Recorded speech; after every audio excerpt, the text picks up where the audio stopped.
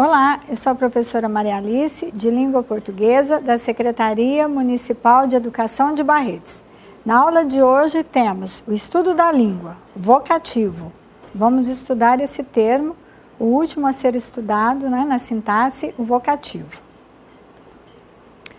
A obra dramática, escrita por Shakespeare, narra o amor proibido de dois adolescentes, que acabam morrendo devido ao atraso de uma carta. O texto vem sendo encenado desde sua criação, no final do século XVI, até os dias atuais, tanto em sua versão original como em paródias. A tira a seguir é um exemplo de paródia. Veja. E o que é paródia? Vamos retomar? Obra literária, musical, teatral e etc., que, com intenção humorística ou satírica, imita outra obra, gênero ou estilo conhecido. Não dá raiva mensagens de celular que chegam horas após o envio? Você recebeu uma nova mensagem. Romeu, fique esperto. Não tô morta, é sonífero. Faz parte do plano para ficarmos juntos. Depois te explico, gato. Beijos, Julieta. Em sua mensagem por celular, Julieta usou dois termos chamados vocativos para se dirigir diretamente ao amado, Romeu e gato. Um deles tem sentido literal, que é Romeu, que é o nome do amado, mas o outro produz um efeito específico de sentido, que é gato. Justifique. Então, Romeu no sentido literal, no sentido próprio, real, que é o nome do amado, e gato, que é uma gíria bem atual que se refere a um homem bonito, atraente. O vocativo. Os termos usados para chamar pessoa, animal ou coisa a que nos dirigimos recebem, na sintaxe, o nome de vocativo. Esse termo é usado habitualmente no discurso direto, quando pessoas se dirigem umas às outras, tratando-se pelo nome ou por expressão equivalente. O vocativo tem, portanto, função apelativa de segunda pessoa, isto é, aquela com quem se fala. Primeira pessoa, eu falo, a segunda pessoa é com quem se fala, isto é, a pessoa que me ouve. Como você pode ver na tira, o vocativo vem separado por vírgula no texto escrito. No texto oral, o vocativo destaca-se dos demais termos por pausa na voz. Nas cartas, após a indicação de local e data e antes do corpo da carta, o vocativo é geralmente seguido de vírgula. Então, vamos ver. Natal, 6 de outubro. Querida prima, olha o vocativo, separado por vírgula. Hoje acordei decidido a ler e escrever. Outra maneira de indicar o vocativo nas cartas é usar dois pontos. Querida prima, 2 pontos. Hoje acordei decidido a ler e escrever. Então, eu tanto posso usar a vírgula quanto os 2 pontos. Efeitos de sentido do vocativo. Na tira que lemos no início desta aula, os vocativos são Romeu e gato. Se Julieta tivesse usado apenas o nome do amado, o efeito de sentido não seria o mesmo que o provocado pela palavra gato. Também, o vocativo não indicaria uma relação de maior intimidade, nem um comportamento descontraído de Julieta.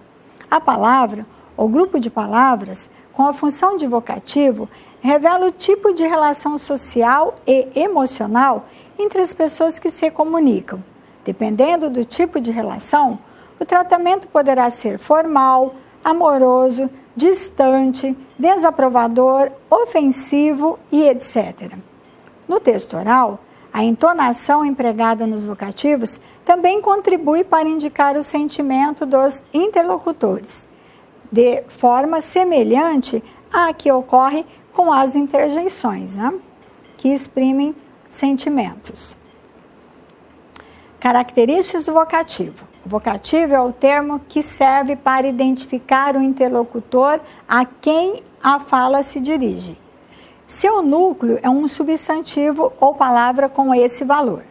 Não pertence à estrutura gramatical da frase e não se liga sintaticamente ao nome nem ao verbo. É um termo isolado na oração, não tendo, portanto, função sintática, o que o diferencia dos demais termos da oração, no caso do sujeito, predicado, complementos e adjuntos, já estudados anteriormente. No texto oral, o vocativo é marcado por pausa da voz. No escrito, vem geralmente separado por vírgulas e, com menos frequência, após 2 pontos ou seguido de ponto de exclamação. Também, além da vírgula, 2 pontos ou ponto de exclamação com menor frequência. O vocativo e a vírgula. Você viu que, no texto escrito, o vocativo é separado por vírgula, vírgulas. Esse sinal de pontuação é tão importante que, se esquecermos de colocá-lo quando ele for necessário no enunciado, ou colocarmos no lugar errado, o sentido poderá se alterar e comprometer o entendimento. Veja um caso que exemplifica a importância da vírgula. Vamos continuar amigas a estudar juntas. Vamos continuar, amigas, a estudar juntas. Na primeira frase, informa-se uma ação. O enunciador é uma mulher, representada pelo sujeito nós, que afirma às demais a continuidade da amizade e do estudo em conjunto. Na segunda, faz uma sugestão ou convite. Alguém se dirige às amigas para propor que continuem a estudar juntas. Vemos então que a vírgula tem a ver com a intencionalidade discursiva, isto é, a intenção do falante ao se comunicar. Além do caso em que a vírgula isola o vocativo, há outros em que esse sinal de pontuação produz diferentes efeitos de sentido. Por exemplo, indica a pausa. Não, espere o ônibus. Não, não vá, espere o ônibus. Ou continuidade, não espere o ônibus. Portanto, vá, não espere o ônibus. Expressa diferentes modos de pensar. Quero responder com certeza, de forma correta, certa. Quero responder com certeza, quero responder, afirmando que quer responder.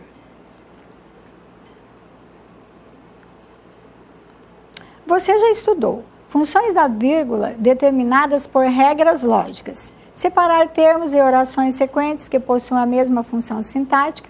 Ontem ventou, vírgula, trovejou, vírgula, choveu e fez frio.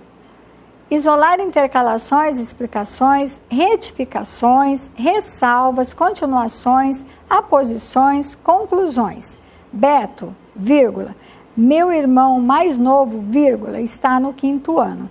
Meu irmão mais novo está explicando quem é Beto. Marcar termos subentendidos. Eu gosto de maçã, meu irmão, vírgula, de pera. Ali, a vírgula ficou no lugar do verbo gosta, para não ser repetido. Mas, atenção, não se usa vírgula depois do último termo de uma série de outros separados por vírgula. Por exemplo, alguns livros antigos, vírgula, cartas, fotos amareladas, objetos pessoais foram encontrados no porão. Portanto, eu não poderia usar vírgula depois de objetos pessoais, certo? Não se usa vírgula de jeito nenhum nesse caso. Termos da oração. No decorrer do ensino fundamental 2, na parte de sintaxe, estudamos os termos da oração. O vocativo foi o último a ser examinado. O conhecimento da função dos termos na oração possibilita perceber as relações que eles mantêm entre si, o que, por sua vez, permite compreender o sentido do que lemos ou ouvimos. A seguir, apresentamos os termos constituintes da oração, sendo que alguns deles são acompanhados da respectiva subclassificação. Sujeito. Então, nós temos lá, a subclassificação do sujeito. Claro, explícito, o trem chegou. Quem chegou? O trem. Então, está ali claro, explícito, o trem. Simples, o garoto quebrou o vaso. Garoto, composto por um único núcleo, portanto, sujeito simples. Já o sujeito composto, 2 ou mais núcleos. O garoto e a irmã quebraram o vaso. Ó, garoto e irmã, 2 núcleos. Oculto, desinencial, que ele está oculto, porém eu percebo o sujeito na desinência, na terminação do verbo. O garoto quebrou o vaso e ele saiu correndo. Ele quem? O garoto saiu. Indeterminado, que não se pode determinar no caso. Quebraram o vaso. Quem quebrou, né? Alguém quebrou, mas não sabemos identificar aí, ou porque não sabemos identificar o sujeito, ou também porque não queremos, né, proposital aí, essa indeterminação do sujeito. Inexistente, oração sem sujeito. Chove muito no inverno. A oração é formada apenas por predicado. Predicado. Agora vamos ver a subclassificação. O verbal, formado por um verbo intransitivo, aquele que tem sentido completo. O garoto dormiu, ponto final, sentido completo. Por um verbo transitivo direto, o garoto quebrou o vaso, né? Quebrou o quê? O vaso. Ele pede um complemento, no caso, um complemento objeto direto. Verbo transitivo indireto. O garoto escreveu ao pai. Escreveu a quem? Ao pai. Ele pede um complemento, que é o objeto indireto. Verbo transitivo direto e indireto. Ele pede um complemento direto, um objeto direto, e um complemento indireto, que é o objeto indireto. Portanto, tem, o garoto deu o quê? A bola. Para quem? Para o amigo. O predicado nominal, ele é formado por um verbo de ligação. O garoto era quieto, né? O verbo lá ser, no passado, era. O verbo nominal, ele é formado por um verbo, pode ser formado por um verbo intransitivo e um predicativo. O garoto chegou assustado. Olha lá, chegou um verbo intransitivo, assustado, se refere lá ao sujeito garoto. Pode ser formado por um verbo transitivo direto, um objeto, um predicativo do sujeito. O garoto entregou a bola assustado. O garoto entregou o quê? A bola. E assustado, estava assustado. Predicativo do sujeito, porque exprime uma condição, uma característica, um atributo ao sujeito, o garoto. Formado também por um verbo transitivo direto, um objeto, um predicativo do objeto. Os colegas consideravam a professora rigorosa. Rigorosa se refere ao objeto professora. Termos ligados ao nome. Estudamos também o adjunto adnominal. O gato preto assustou as pessoas, né? Ele está bem próximo ali ao nome, né? Ó, gato, o, preto, as. O complemento nominal, que completa o sentido de um nome, né? E por meio de uma preposição, olha, o roubo do relógio intrigou as pessoas. O roubo do relógio é o complemento nominal. Complementa lá o termo roubo. Predicativo do sujeito. A bailarina era graciosa, já vimos, né? Que dá uma característica, representa uma característica, uma condição, um atributo do sujeito, no caso lá de a bailarina. Predicativo do objeto. O professor acha João muito educado. Educado se refere ao objeto João. O aposto, Maria, minha melhor amiga, mudou-se para Portugal. Né? Minha melhor amiga explica quem é Maria. E os termos ligados ao verbo. Com objeto direto, que nós já estudamos, complementa o verbo, né? Olha lá, os termos ligados ao verbo, que é o objeto direto, o vaso, o objeto indireto ao pai, o adjunto adverbial em Belo Horizonte, o agente da passiva foi quebrado e o vocativo que estudamos hoje, garoto, tenha juízo. Garoto é o vocativo, que se refere à segunda pessoa, a quem nos dirigimos na comunicação. É isso, até a nossa próxima aula.